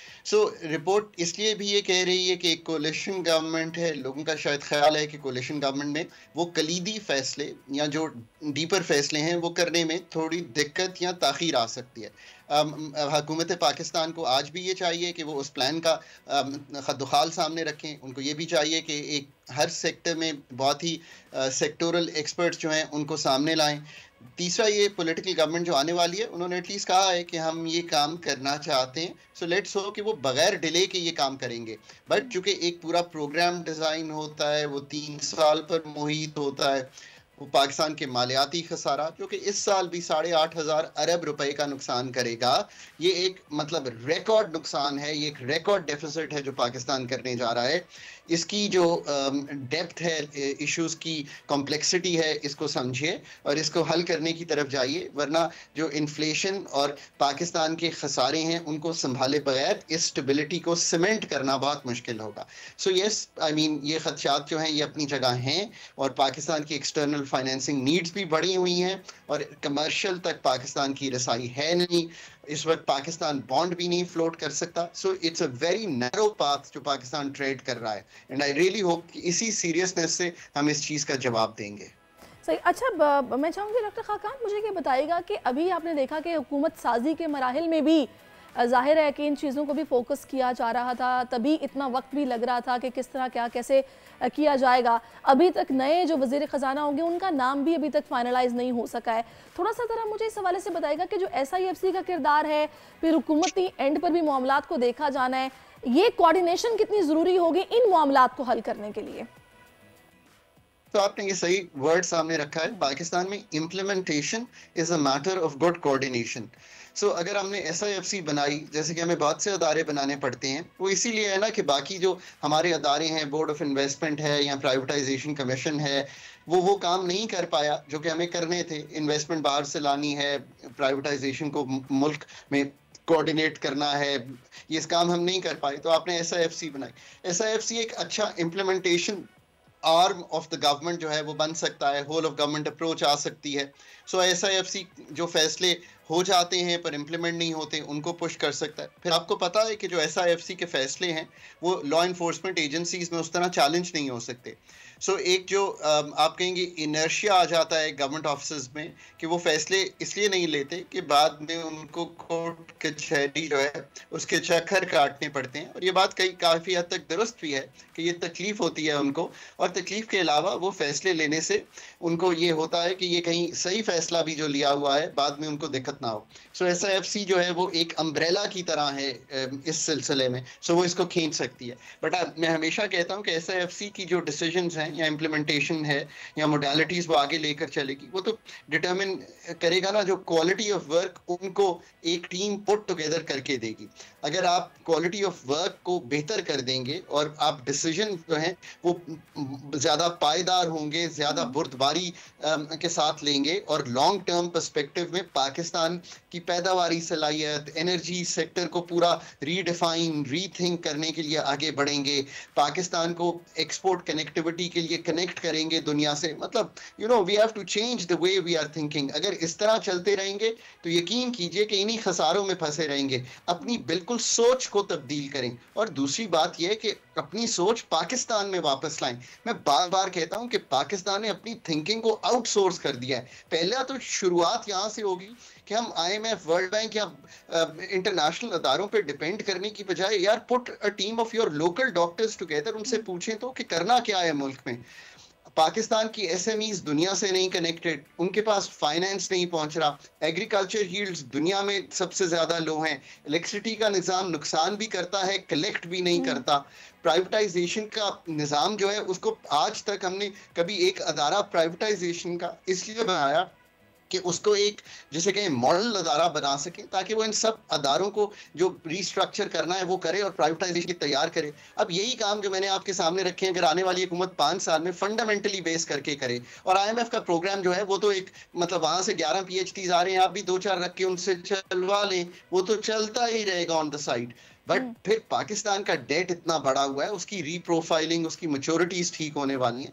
These are really serious works. अच्छा, अब लेट्स से मैडम के अगर आप ये काम जितने मैंने रखे हैं उनमें से आधे भी कर लेते हैं, पाकिस्तान का जो मतलब पूरा आउटलुक है फॉर द यंगर जनरेशन वो तब्दील होना शुरू हो जाएगा। आप इसी सिस्टम में स्टक रहेंगे और छोटी छोटी चीजें करके, कर्जों पे डिपेंड करके, इतने बड़े खसारे करके अगर मुल्क को चलाएंगे तो ये चीज बनेगी नहीं। फिर एक्सपोर्ट में निकलिए ये टेक्सटाइल से, जरूर टेक्सटाइल को वो कीजिए, पर किसने आपको मना किया है कि आप अपने समुंदर से लेके सी फूड बाहर ना बेचें? किसने आपको मना किया है कि आप गाड़ियां पाकिस्तान में में ही ना बनवाएं, बल्कि उनको कैरेट एंड स्टिक यूज करके उनको कहीं इसको एक्सपोर्ट भी करो पाकिस्तान से। फर्क इतना बड़ा पोटेंशियल है, एग्रीकल्चर का बहुत बड़ा पोटेंशियल है पाकिस्तान का। याद रखिए, जब भी तब्दीली आएगी ये पाकिस्तान की एग्रीकल्चर की रेवोल्यूशन से आएगी, और Pakistan is really right for second green revolution. अब ये काम बहुत मुश्किल है। बार बार जो बात हो रही है वो यही बात हो रही है कि जो भी हुकूमत बन रही है, अभी तो खैर माशाल्लाह चीज़ें काफ़ी अब सेटल डाउन हो रही हैं और क्लियर भी होती जा रही हैं, उसको एक लॉन्ग टर्म स्ट्रेटजी बनानी पड़ेगी कि अगले 10 साल के लिए या 15 साल के लिए हो, जो कि हमने देखा कि बात तो हर दफ़ा होती है लेकिन वो मामला तो उस तरह से हो नहीं पाते हैं, वो कन्फ्यूजन रहती है, हुकूमतें बदलती हैं, लोग हमारे यहाँ तो जो ये फाइनेंस मिनिस्टर है वही कई दफ़ा चेंज होता है, तो चीज़ें जो हैं वो हम जैसे चाहते हैं, जिस तरह आप लोग रिकमेंड करते हैं वैसे हो नहीं पाती हैं। तो अभी के लिए इन रिपोर्ट्स के तनाजुर में अगर आप देखें तो क्या बेस्ट है जो कि इस नई आने वाली हुकूमत के लिए करना जो है वो बहुत ज़रूरी है? अपना जो स्ट्रैटेजी डॉक्यूमेंट है आपने सही लफ्ज सामने रखे, वो सामने रखिए, कोई मतलब विजन डिफाइन कीजिए पाकिस्तान का, उसी से उम्मीद क्रिएट होगी ना कि ये जो मतलब 28 साल से नीचे 2/3 लोग हैं पाकिस्तान में, उनको अगर उम्मीद देनी है तो कोई स्ट्रैटेजी डॉक्यूमेंट सामने रखिए जिसमें बड़ी क्लियरली आप ये बता रहे हो। ये टैक्स टू जीडीपी तो ठीक है, ये तो करना ही करना है, पर पाकिस्तान का जो ग्रोथ फ्रेमवर्क है, यानी कि पाकिस्तान की जो पाए है वो कैसे बढ़ेगी, पाकिस्तान की मैन्युफैक्चरिंग कैसे एक्सपैंड होगी, पाकिस्तान की प्रोडक्टिविटी कैसे बढ़ेगी, पाकिस्तान की यील्ड्स कैसे बढ़ेंगी, कारोबार करने के जो मौके हैं वो आसानियां कैसे पैदा होंगी, फाइनेंशियल इंटरमीडिएशन कैसे होगी। मैम आपके सामने एक फिगर रखता हूँ, आप हैरान हो जाएंगी। 52 lakh small and medium enterprises हैं इस मुल्क में, उनमें से 167,000 ओनली वो हैं जिनको फाइनेंशियल फॉर्मल जो इंटरमीडिएशन है वो अवेलेबल है, बाकी सब जाके इनफॉर्मली महंगे महंगे पैसे बोरो करती हैं। ये स्टेट बैंक का काम है। तो मैं कहने का मकसद ये है कि ये स्ट्रैटेजी डॉक्यूमेंट जो पाकिस्तान की डोमेस्टिक प्रोडक्टिविटी, पाकिस्तान की डोमेस्टिक एनर्जी पे डिपेंडेंट हो, कि कितनी हवा से आएगी, कितनी समंदर से आएगी, कितनी पाकिस्तान की सोलर बिजली आएगी, ये जो कंपनियां इनको कैसे एफिशिएंट बनाएंगे। फिर सबसे बढ़ के जो बात है कि आप कब तक डिपेंडेंट रहेंगे ऐसे निज़ाम पे जो इनडायरेक्ट टैक्सेशन पे 70-75% टैक्स कलेक्ट कर रहा हो। क्या हमने रिटेल को टैक्स नहीं करना? क्या हमने रियल एस्टेट जिसका इतना बड़ा पोटेंशियल है पाकिस्तान में उसको टैक्स नहीं करना? क्या हमने होलसेल और को टैक्स नहीं करना? अगर आप ये सब काम डिले करते चले जाएंगे तो फिर तो पाकिस्तान इसी तरह जिसे कहेंगे मडलिंग थ्रू में रहेगा, पर मडलिंग थ्रू का ऑप्शन नहीं है पाकिस्तान के पास। ये फैसले आज और मतलब कलीदी करने हैं, बिल्कुल कलीदी करने। लेकिन डॉक्टर खाकान, इसमें एक चीज़ और भी है जो कि हम लोग देख रहे हैं, बहुत सारे लोग ये बात कर रहे हैं, खासतौर पे एक्सपर्ट्स, वो ये कह रहे हैं कि अभी ये जो नया प्रोग्राम है जिसके बारे में कहा जा रहा है कि थोड़ा डिले हो सकता है या फिर मुश्किलात हो सकती हैं, उसमें जब हम जाएंगे तो महंगाई का तूफान है जो कि आना है। बोल्ड फैसले जो लेने से ये गवर्नमेंट जो बनने जा रही है ये भी हेजिटेट फील करेगी। मुझे बताइएगा वो किस किस्म के फैसले हैं और क्या वाकई ऐसा सिचुएशन बनने वाली है कि महंगाई जो कि ऑलरेडी बहुत ज़्यादा है वो और बढ़ेगी? तो 2-3 चीजें आपने सामने रखी हैं, मैं उनका, एक तो आपने वर्ड यूज किया delay. Ma'am, Pakistan really doesn't have the luxury to delay the next IMF program. This is the most honest opinion I can give to Pakistan and the signal to multilaterals. Let's not delay this program, let's not deplete the $8 billion reserves to again a lower figure and gyrations create करें। That's number one। दूसरा, आपने कहा कि महंगाई का तूफान आ सकता है, और तीसरा आपने कहा कि कीमतें बढ़ेंगी। अब ये ऑन देयर ओन इतने बड़े सब्जेक्ट्स हैं कि इन पे कमेंट करना बड़ा मुश्किल है छोटे से वक्त में, बट आसान बात यह है कि अगर इन्फ्लेशन को नीचे लाना है तो पाकिस्तान की 2 चीज़ें ठीक करनी पड़ेंगी। पाकिस्तान की अपनी पैदावार बढ़ानी पड़ेगी, और जो बिजली और ये जो सारी गैस सेक्टर है और पेट्रोलियम सेक्टर है इसकी तंजीम नौ करनी पड़ेगी, वरना इसका जो प्राइस इफेक्ट है वो इतना ज्यादा आ रहा है। पिछले महीने आई थिंक जो गैस की 2-2.25% मंथ ऑन मंथ कीमत का एक बहुत बड़ा इम्पैक्ट था जो बढ़ी on the inflation. I think 2.25% inflation बढ़ी थी, 2% तो शायद गैस से ही आ रही थी। सो ये सारे काम अब करने वाले हैं। I think I really hope कि the incoming government would put its ज़बरदस्त, बिल्कुल आपने सही बात करी। ये कलीदी काम है, जो पढ़ेंगे तो ही हमारी डायरेक्शन सही होगी और चीज़ें फिर आगे चलकर बेहतरी की तरफ जाएंगी। Thank you so much doctor Khaqan for giving us your time. और अभी हमें जनाब एक इवेंट की बात करनी है, जो कि साउथ एशिया के mega event Cholistan jeep rally के इंतजाम को हतमी शक्ल दी गई। इस मेगा इवेंट में कब कब क्या क्या होने जा रहा है, इसी सारे सूरत हाल पर बात करेंगे। इस जीप रैली को जो ऑर्गेनाइज कर रहे हैं, इसके डायरेक्टर हैं नुमान खान साहब, वो इस वक्त हमें ज्वाइन कर चुके हैं। उनको हम वेलकम करेंगे अपने शो में। अस्सलाम वालेकुम नुमान साहब, बहुत शुक्रिया आपके वक्त का। जी थैंक यू सो मच। अच्छा नुमान साहब, मुझे बताइएगा कि इस बार जो ये मुकाबले होने जा रहे हैं, ये किस तरह ऑर्गेनाइज किया गया है, कहाँ कहाँ से आ रहे हैं रेसर्स और किस तरह का ये मुकाबला होने जा रहा है? जी बिस्मिल्लाहिर्रहमानिर्रहीम। आज जैसे कि आपने बताया, हमारा ऑफिशियली जो रजिस्ट्रेशन का डे था चोलिस्तान डेजर्ट रैली का, वो स्टार्ट हो गया है। आप देख सकते हैं कि यहाँ पे जितनी भी गाड़ियाँ हैं वो लाइंड अप हैं और यहाँ पे उनकी टेक्निकल इंस्पेक्शन जो है वो टीडीसीपी का जो रिजॉर्ट है दरावर फोर्ट में, वहाँ पे चल रहा है। कल हमारा जो क्वालिफाइंग राउंड है वो होगा और उसके बाद प्रॉपर स्टॉक और प्रिपेयर्ड कैटेगरी की रेस होगी। ये पहली रेस है जिसमें ना सिर्फ पाकिस्तान से बल्कि बैरून मुल्क जो हमारे इंटरनेशनल रेसर्स हैं, जिसमें अफगानिस्तान से टीम आ रही है, हमारे कुछ यूएस से आ रहे हैं ड्राइवर्स, ऑस्ट्रेलिया से आ रहे हैं, कनाडा से आ रहे हैं। तो इस तरह बैरून मुल्क से भी जो इंटरनेशनल रेसर्स हैं वो भी इसमें पार्टिसिपेट कर रहे हैं। जी अच्छा, मुझे बताएगा ये इवेंट कितने दिन चलेगा और दूसरा इसको ऑर्गेनाइज करने के लिए क्या किस तरह मतलब आप लोग ऑर्गेनाइज करते हैं, जो कोई फंड्स होते हैं वो किस तरह क्रिएट किए जाते हैं, फिर जो रेसर्स यहाँ पर आते हैं जो जीतते हैं उनके लिए इनामी रकम होती है, कोई ट्रॉफी होती है, क्या होता है? जी इसमें टोटल जो इसका खर्चा है वो गवर्नमेंट ऑफ पंजाब बेयर करती है और टीडीसीपी जो अपने स्पॉन्सर्स के थ्रू आता है वो बेयर करती है। इसमें जो प्राइज मनी है वो 10 मिलियन यानी 1 करोड़ रुपया जो हम जो विनर्स हैं उसमें हम तकसीम करते हैं और ये टोटल गवर्नमेंट ऑफ पंजाब और जो टीडीसीपी के लाए हुए स्पॉन्सर्स हैं उनके थ्रू हम इसे बेयर करते हैं। और इसके साथ साथ मैं बताता चलूँ कि इसमें लोगों के लिए सिर्फ गाड़ियों की रेस नहीं होती, बल्कि इसमें जो जिलाई इंतजामिया जिसमें डिविजनल एडमिनिस्ट्रेशन बहावलपुर शामिल है वो लोगों के लिए कल्चरल मेले का भी इनकाद करती है, जिसमें टेंट पैकिंग होती है, कबड्डी के मैच होते हैं, कल्चरल प्रोग्राम्स होते हैं, सकाफती मेले होते हैं, ये सब चीज़ें भी इसमें शामिल हैं। अच्छा, अब सकाफती मेले भी होते हैं तो ये यहीं के लोग उसमें शिरकत करते हैं या फिर बाहर से भी लोग आते हैं जो कि आके इस इवेंट में यहाँ पर मौजूद होते हैं? क्योंकि बड़ा मुनफरिद सा है और हर साल हम देखते हैं कि इवेंट्स होता है ये वाला और पूरे पाकिस्तान से लोग आकर इसमें पार्टिसिपेट करते हैं। जी बिल्कुल ऐसे ही है। देखिए इसमें जो 3 हमारे डिस्ट्रिक्ट हैं जिसमें रहीमिया खान, बहावलपुर और बहावलनगर, वहाँ से तो डायरेक्टली लोग आते हैं, लेकिन इसमें पूरे पाकिस्तान से गिलगित से लेके कराची तक लोग, क्योंकि ये पाकिस्तान नहीं बल्कि साउथ एशिया का सबसे बड़ा मोटर स्पोर्ट्स का इवेंट है, तो इसमें पूरे पाकिस्तान से लोग इस इवेंट को देखने के लिए आते हैं। अच्छा, तो नुमान साहब बाजू का तला न करे कोई नाखुशगवार वाकया भी पेश आ जाता है, तो उस हवाले से आप लोग कितना रेडी होते हैं?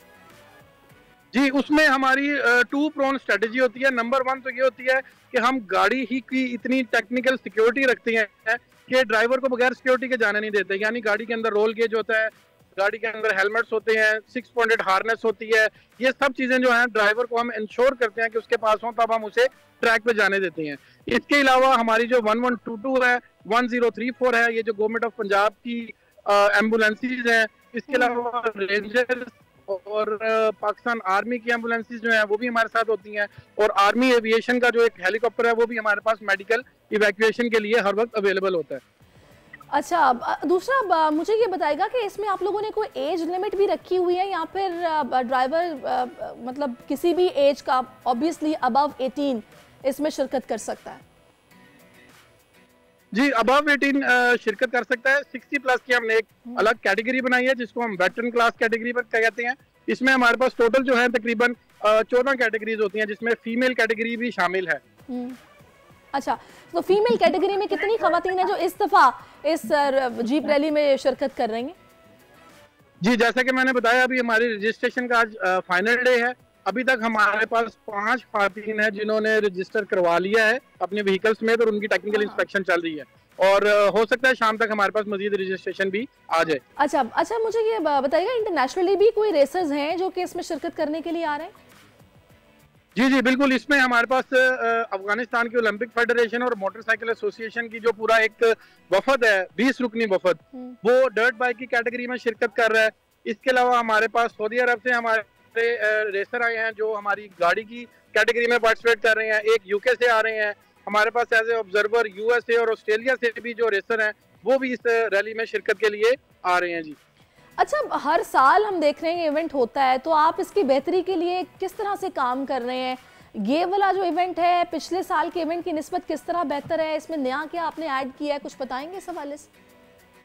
जी, इसमें ऐसे है कि सबसे पहले तो हमने इंटरनेशनल बेस्ड कैटेगरीज जो हैं वो हमने इंट्रोड्यूस कराई हैं। पहले हमारी सिर्फ गाड़ियों की होती थी, अब हमने इसमें डर्ट बाइक का इजाफा किया है, हमने क्वाड बाइक्स का इजाफा किया है, हमने इसमें जो एक मुनफरद कैटेगरी है जिसको हम ट्रक या यूनिमॉक की कैटेगरी कहते हैं, हमने वो कैटेगरीज इंट्रोड्यूस कराई हैं। इसके अलावा जैसे कि मैंने आपको बताया था कि इसमें गाड़ियों के अलावा हमने जो कल्चरल प्रोग्राम्स हैं वो भी हमने ऐड ऑन किए हैं, और 24 की रात जो हमारी मेल कल्चरल नाइट होती है उसमें हमारे जो टाइटल सिंगर आ रहे हैं वो आरिफ लोहार साहब हैं जो यहाँ पे लोगों के जोश गरमाने आएंगे। ज़बरदस्त जी, आरिफ लोहार साहब को आप लोगों ने इसमें मदऊ किया है, बड़ी अच्छी बात है। बच्चा, फाइनली मैं चाहूँगी कोई मैसेज जो कि आप देना चाहें इस रैली को या इस इवेंट को लेकर पाकिस्तानी अवाम को, या जो भी आपको देख रहा है, क्या मैसेज देंगे आप? जी, मैं आपके चैनल से तमाम विजिटर्स को जो इस रैली को देखने आते हैं उनको पैगाम देना चाहूँगा कि ये रैली ज़रूर देखने आए, लेकिन रैली को सेफ डिस्टेंस से देखें, ट्रैक के ऊपर ना आए, गाड़ियों के आगे ना आए, तस्वीर टिकटॉक और वीडियो के चक्कर में अपनी जान को खतरे में ना डालें। ठीक है जी, बहुत शुक्रिया आपका नुमान साहब, आप हमारे साथ मौजूद रहे। अच्छी बात की है कि भी जान खतरे में नहीं डालनी चाहिए। जाहिर है प्रॉपर ट्रेनिंग के बाद ही आप इस तरह के खेल में शिरकत कर सकते हैं, अदरवाइज तो बहुत खतरनाक हो सकता है। अब एक ब्रेक लेते हैं नाज़रीन, ब्रेक के बाद वापस आते हैं। Stay with us. आजकल जिंदगी ही सुबह आउट ऑफ कंट्रोल है, दुनिया बोल है, दुनिया बोल है। जी, वेलकम बैक नाज़रीन। अब नाज़रीन कुछ बात करते हैं। आज महंगाई के इस दौर में एक आम इंसान के लिए घर बनाना या ख़रीदना तो बस ख्वाब ही है, मगर कमांडर सिटी प्रोजेक्ट का ये दावा है कि वो इस ख्वाब की ताबीर में आपकी मदद करेंगे। शहर से दूर सही, मगर एक मकान आप भी बना सकते हैं। कमांडर सिटी में दरो दीवार से हटकर निज़ाम ज़िंदगी पर भी काम किया जा रहा है। इस प्रोजेक्ट की मज़ीद क्या ख़ास बात है, ये जानने के लिए इस वक्त हमारे साथ मौजूद हैं chairman commander builder commander retired Mohammad Zakir sahab. अस्सलाम वालेकुम जाकिर साहब, बहुत शुक्रिया आपके वक्त के लिए। बड़ी ये प्यारी सी बात है, वाकई आजकल इतना महंगाई का दौर है और उसमें एक इंसान के लिए घर ख़रीदना बड़ा मुश्किल है, तो एक आम इंसान के लिए घर ख़रीदना मेरा ख्याल है कि ख्वाब ही रह गया। तो आपका ये जो प्रोजेक्ट है कमांडर सिटी, इस ख्वाब की ताबीर में आप लोग किस तरह लोगों की मदद कर रहे हैं, मुझे बताएंगे? बिस्मिल्लाहिर्रहमानिर्रहीम। देखिए, कमांडर सिटी जब हमने लॉन्च किया था 2019 में हमने इसको लॉन्च किया था, और उस वक्त हमने एक नारा लगाया था कि ये पाकिस्तान का सबसे सस्ते तरीन घर होंगे, लो कॉस्ट हाउसिंग स्कीम होगी, और उसमें कोई प्रॉफिट नहीं होगा बिल्डर का, और ये सिर्फ इंसानी फलाह का प्रोजेक्ट होगा। तो इसमें हमने रब को पार्टनर बनाया और हम आगे चले, और अल्हम्दुलिल्लाह 2019 से 2023 तक हम सैकड़ों घर बना के लोगों के हवाले कर चुके हैं। हमने 17 लाख में 120 गज़ का बंगला तैयार करके लोगों को दिया, और 12 लाख में 80 गज़ का बंगला, जो बिल्कुल अनबिलीवेबल था। कोई इस पर यकीन नहीं कर रहा था कि इतने सस्ते, मुझे भी यकीन नहीं आ रहा। बिल्कुल हमने दे दिए हैं, और लोग अब वहाँ शिफ्ट हो गए हैं। 500 से ज़्यादा फैमिलीज़ इस वक्त कमांडर सिटी में रह रही है, जहाँ उनका खाना मुफ्त है, दोपहर और रात का खाना मुफ्त है, खाना मुफ्त है, मेडिकल केयर उनको हमने दे दी है, हेल्थ कार्ड दे दिए, 236 हॉस्पिटल में मुफ्त मेडिकल उनका इमरजेंसी ट्रीटमेंट है पूरे पाकिस्तान भर में। ठीक है, इस तरह से वहाँ पानी मुफ्त है, वहाँ के लोग मिनरल वाटर पीते हैं, वहाँ पे एजुकेशन इंतहाई सस्ती है, 5% घर अपने बेवाओं को दिए। वहाँ पे कई बेवा, मुझे लग रहा है शायद किसी और प्लेनेट की बात आप कर रहे हैं, पाकिस्तान की बात नहीं कर रहे हैं। देखें, हम जैसा चाहते हैं कि ये मुल्क हो, जैसा इस मुल्क को होना चाहिए, हम सबको पता है कैसा होना चाहिए, तो मैंने ये इरादा किया कि मैं क्यों ना एक बस्ती ऐसी बसाऊँ जो कायद का पाकिस्तान हो, या रियासत मदीना जिसकी लोग बातें करते हैं। तो असल में ये एक मॉडल है जिसमें 5000 घर बन रहे हैं और 3500 बुक हो चुके हैं। 2027 में ये जब मॉडल कंप्लीट होगा तो शायद यहाँ की कम्युनिटी दुनिया की सबसे खुशहाल कम्युनिटी हो।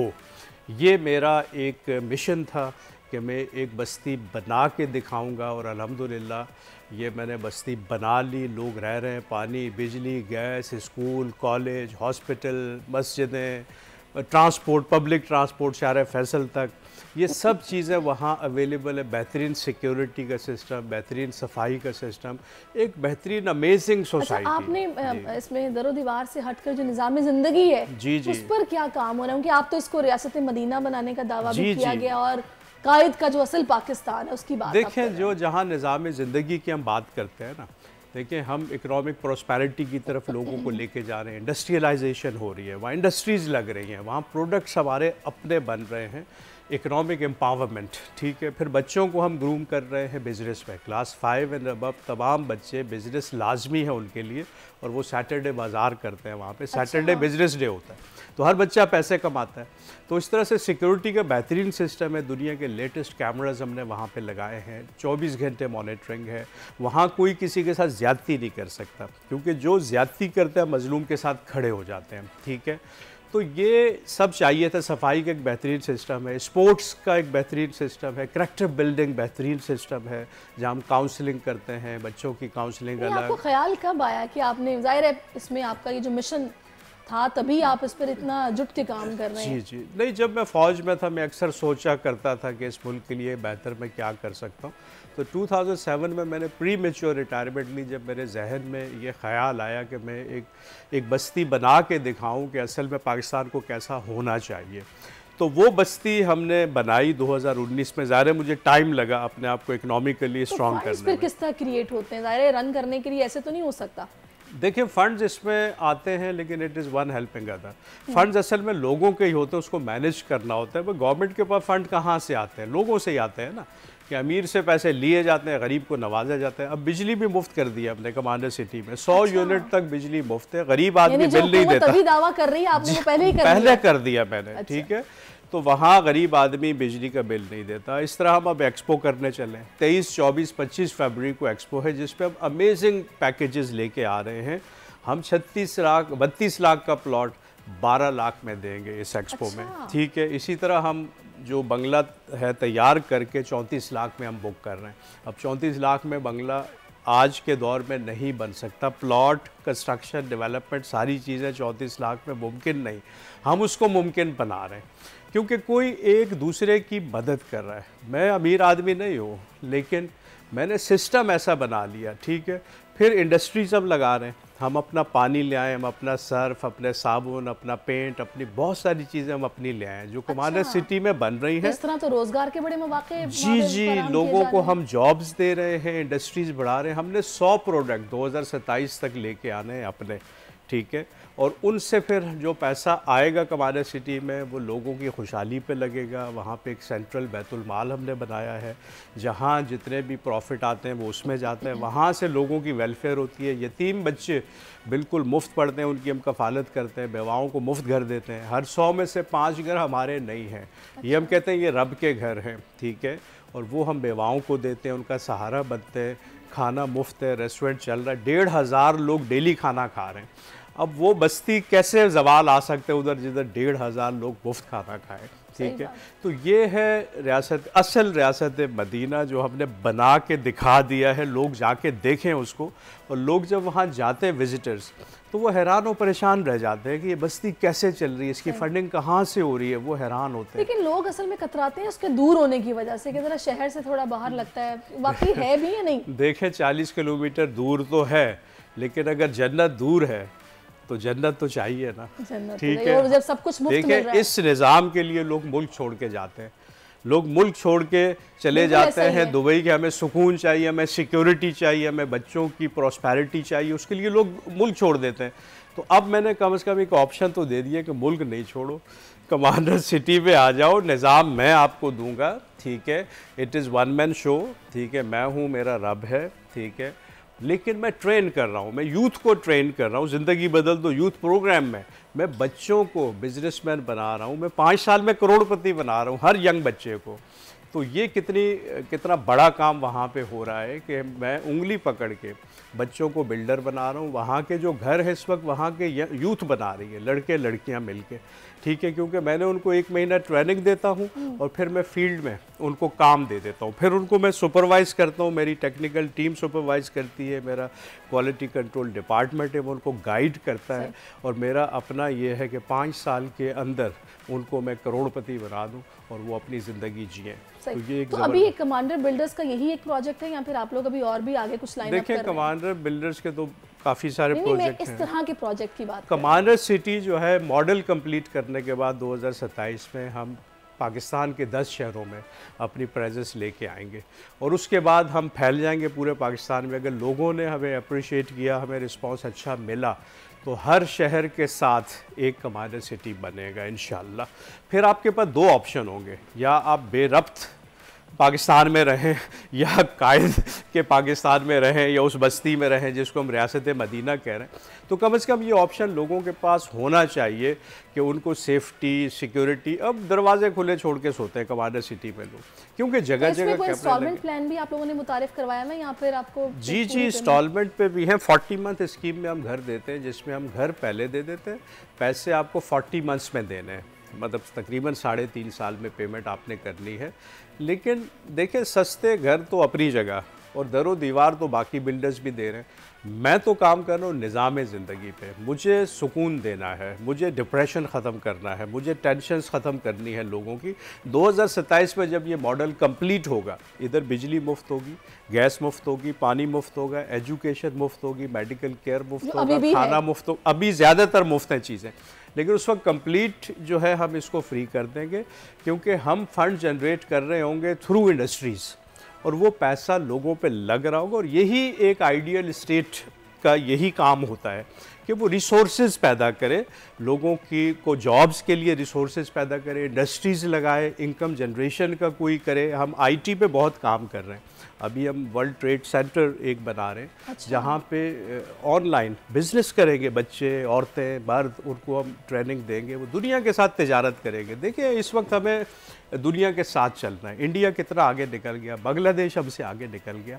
अगर हम लड़ाई झगड़े ही करते रहेंगे, ऊपर बैठे ऐवानों में बैठे लोग अगर लड़ाई झगड़े करेंगे, देखिए 30 नहीं तो 90 दिन में ये मुल्क जन्नत बन सकता है, अगर नियत सही हो। यहाँ पे कहते हैं 70 सालों का बिगाड़ नहीं, सिर्फ 90 दिन, सिर्फ 90 दिन, जादू की छड़ी है आपके पास। सिर्फ 90 दिन में ये मुल्क जन्नत बन सकता है। मैंने 100 यूनिट बिजली फ्री की है ना, गवर्नमेंट 300 यूनिट बिजली फ्री करे, गरीब आदमी बिल, और अमीर के लिए वो डबल कर दे रेट। अमीर के लिए इधर प्रॉब्लम ये है, देखिए दुनिया का तीसरा मुल्क है अमीर तरीन, लोगों के पास दौलत के हवाले से, कि लोगों के पास इतना पैसा। अब वो जो अनइवन डिस्ट्रीब्यूशन ऑफ मनी है, वो प्रॉब्लम है हमारे साथ। हमारे तो 4 लोग IMF का कर्जा निपटा दें, इतना पैसा है लोगों के पास। है वो 4 लोग हमारी जान छुड़ाने, वो हमें पता है, हम सबको पता है उन लोगों का, लेकिन उस पैसे को डिस्ट्रीब्यूट होना है। ठीक है, आप जो अंडर प्रिविलेज हैं उनको, ठीक है, उनको राशन कार्ड दें। अब कमांडर सिटी में हम आधे पैसों में राशन देते हैं अंडर प्रिविलेज को, जिसका इनकम 25,000 तक, उसको आटा, चीनी, चावल ये सब आधी कीमत पे मिलता है। ठीक है, तो गवर्नमेंट क्यों नहीं कर सकती कि गरीब को सस्ती चीज़ दे, अमीर के लिए कीमत डबल कर दे, तो it is one helping other हो जाएगा। बिजली 300 यूनिट सस्ती, बहुत प्यारी है, लेकिन इन पे अमल कभी नहीं हो सकता है ना। मतलब मैं अगर कर सकता हूँ, मैं अगर एक सोसाइटी के अंदर कर सकता हूँ, तो मुल्की सतह पे ये क्यों नहीं हो सकता। गवर्नमेंट नई आई है, आज ही खबर अच्छी मिली है कि चले गठजोड़ हो गया जी, रात 11 बजे ही हुआ है। क्या अच्छा हो कि ये मिल के गरीबों के लिए कुछ करें, गरीब को घर सस्ता दें, अमीर के लिए कीमत कई गुना कर, हाउसिंग स्कीम बनाएं, 50 लाख घर बनाएं, गरीबों को सस्ता दें, अमीरों को महंगा दें। ठीक है, तो यही मैं कर रहा हूँ कि मैंने वहीं से पैसा जनरेट करना है, इंडस्ट्रीज लगाएं। हम तो इस कौम को एक पानी, तो आप लोग किस तरह मतलब बिजली सस्ती दे रहे हैं, जो बिल्स हैं वो आप लोग अपनी सोसाइटी में, देखिए गरीब को पे नहीं करना, वो आप गरीब पे नहीं करता। 100 यूनिट तक बिजली फ्री है, आगे चल के मैं 200 फिर 300 यूनिट, फिर हम सोलर पे आ रहे हैं। ठीक है, हम सोलर से ऑगमेंट, सोलर अब सस्ता हो गया है। जी, सोलर तो सस्ता होता जा रहा है। अभी तो हम पावर जनरेशन डीजल से कर रहे हैं, लेकिन आहिस्ता आहिस्ता हम सोलर को बढ़ा रहे हैं। फिर एक वक्त आएगा जब ज़ीरो बिलिंग पे सब आ जाएंगे, किसी ने कोई बिल नहीं देना होगा। इंडस्ट्रीज़ का एक बहुत बड़ा जोन में लेके आ रहा हूँ, जहाँ मैं दुनिया भर से इंडस्ट्रीज़ शिफ्ट करूँगा। यहाँ से हम प्रोडक्शन करेंगे और पूरी दुनिया को देंगे, ठीक है। यही एक स्टेट को करना है ना, लेकिन स्टेट नहीं कर रही तो आओ मिलके करते हैं, आओ मिलके करते हैं, आओ एक ऐसी बस्ती बनाते हैं, आओ लोगों को सुकून देते हैं। ये मेरा विजन है, विजन 2040, कि 2040 तक इस मुल्क को बदलना है इंशाल्लाह। बड़ी अच्छी सोच है आपकी। अच्छा, जो लोग अभी जिन्होंने कमांडर सिटी नहीं देखी, ना कभी सुना, ना कभी गए, उनको मैसेज आप क्या देंगे? वो अगर आपके पास आए, ठीक है ये बातें तो सारी बड़ी अच्छी बता रहे हैं, लेकिन लोगों के ज़हन में ये परसेप्शन होता है कि लोग कहते कुछ है, जब जाओ तो वहाँ निकलता कुछ और है। नहीं, हमारे यहाँ ऐसा नहीं है। मैं जो कहता हूँ वहाँ उससे ज़्यादा निकलता है। अच्छा। ठीक है। अब 23, 24 और 25 फरवरी को एक्सपो है, हॉल नंबर 4 हमारा है एक्सपो सेंटर में। अगर वो आएँ तो 24 और 25 सैटरडे संडे हमने वहाँ शटल सर्विस रखी है, फ्री शटल सर्विस। तो हम लोगों को लेके जाएंगे कमांडर सिटी, उनको सारा कमांडर सिटी विज़िट कराएंगे। सारे हमारे अमेजिंग पैकेजेस हैं वहाँ पे, वो आएँ।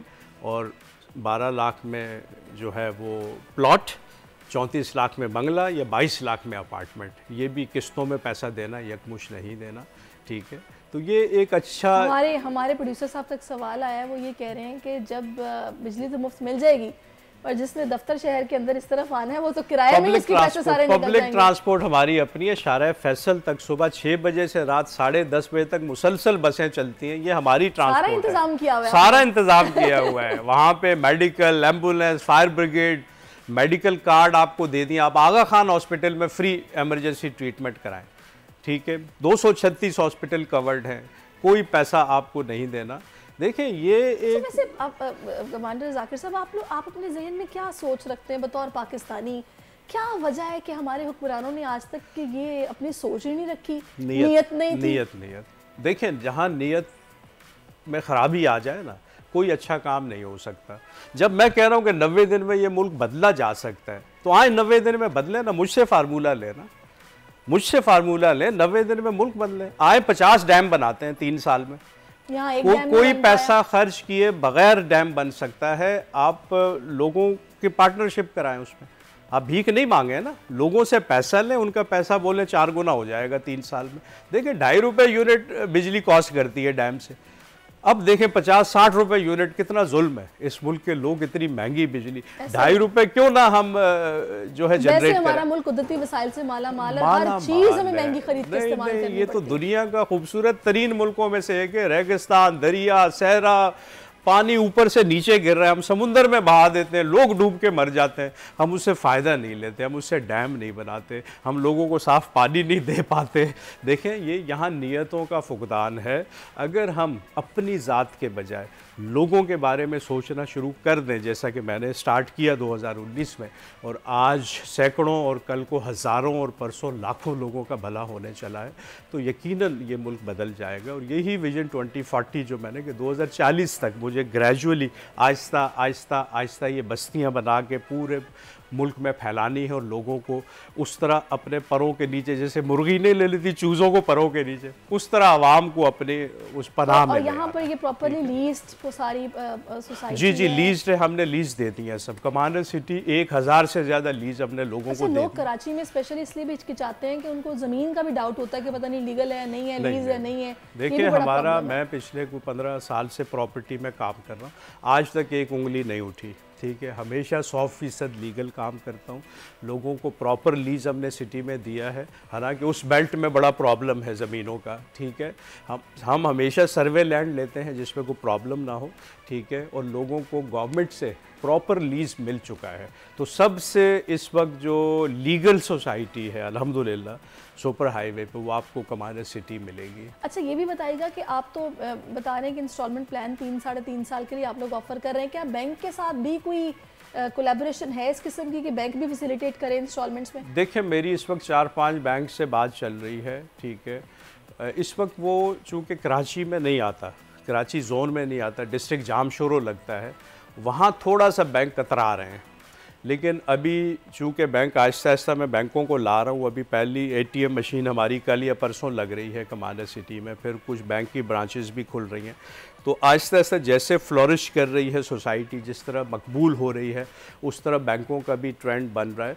अगर आज नहीं तो 6 महीने साल के बाद इंशाल्लाह बैंक भी जो है वो लोन देना शुरू कर देंगे कमांडर सिटी में बसने वाले लोगों को, क्योंकि लीज़ तो मैंने दे दिया। अब जब आपकी प्रॉपर्टी लीज़ हो गई तो फिर कोई उसमें ऐसी चीज़ नहीं है कि बैंक लोन ना दे सके। लेकिन इस वक्त वो कहते हैं रिमोट एरिया है, तो उसमें हमारी पॉलिसी नहीं है, ठीक है, लेकिन ये पॉलिसी बन जाएगी। हाँ, कराची के अंदर जो मेरे प्रोजेक्ट्स हैं वहाँ पे लोग लोन ले रहे हैं, उनको कोई प्रॉब्लम नहीं है, लेकिन इंशाल्लाह कमांडर सिटी में भी हो जाएगा। और अगर नहीं भी होगा तो हम तो बहुत आसान शराइत पे घर दे रहे हैं ना। मेरे पास तो मैंने तो 12 लाख में बंगला बना के दिया, 17 लाख में जो मैंने अभी जिक्र किया, ठीक है, मैं तो हैरान हूँ कि बंगला दे दिए आपने बना के दे। खैर ये आई थिंक ये महंगाई से पहले की बात होगी, अब तो ये 2019 में जो मैंने बुक किए थे वो मैंने अब दे दिए लोगों को ना। तो ये है कि देखें, ये भी बड़ी बात है, दे दी है ना, वरना तो महंगाई के बाद बिल्डर। यहाँ पर एक चीज़ और भी होती है जो मैंने अक्सर लोगों से सुना है कि जब वो इस तरह का प्रोजेक्ट जिसमें वो पैसे लोग इन्वेस्टमेंट करते हैं, पोजेशन मिलते वक्त उन पे इतने ड्यूज डाल दिए जाते हैं कि इतनी महंगाई हो गई है तो ये आपको पे करना पड़ेगा। बिल्कुल ऐसा ही होता है, बिल्कुल ऐसा ही होता है, क्योंकि जो मैंने बंगला 12 लाख का दिया उस पर 40 लाख मेरे लगे, लेकिन मैंने कहा लगाओ, अपना वादा पूरा करो, रब पे छोड़ दो। क्योंकि जब आप रब पे छोड़ देते हैं और लोगों का भला करते हैं तो फिर क्या होता है, बरकत आती है। चले जी, अल्लाह ताला बरकत डाले आपके काम में भी, और जिस तरह आप गरीबों को फ़ायदा पहुंचा रहे हैं तो अल्लाह ताला तो बरकत डालता है फिर ऐसे कामों में। बहुत शुक्रिया आपका कमांडर जाकिर साहब, आप हमारे साथ मौजूद रहे और आपने अपनी इस काविश के बारे में सबको बताया जो बड़ी नेक और अच्छी काविश है। नाज़रीन, इसके साथ ही प्रोग्राम का वक्त अपने इख्तिताम को पहुँचा। इंशाल्लाह कल आपसे मुलाकात होगी, कल तक के लिए अल्लाह हाफ़िज़। आजकल जिंदगी ही सुबह आउट ऑफ कंट्रोल है, दुनिया बोल है, दुनिया बोल है। सब्सक्राइब करें और बेल दबाएं ताकि कोई खबर रह न जाए।